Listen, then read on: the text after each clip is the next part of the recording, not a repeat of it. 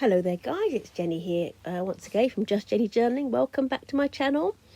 As promised on my last video where I was sharing what was on my desk, I just thought I would quickly come on and do an unboxing share of my very first vintage ephemera box from Your Creative Studios, which I ordered back probably in January. I think when I ordered the February box was already sold out, so this is March. So the first thing that I've pulled out is this lovely little holder, like a little kind of little bag, little hold-all bag.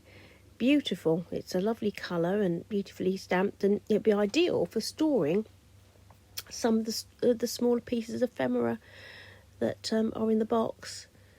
So this is a beautiful kind of little, they're kind of like little vellum prints. Absolutely gorgeous, absolutely gorgeous. So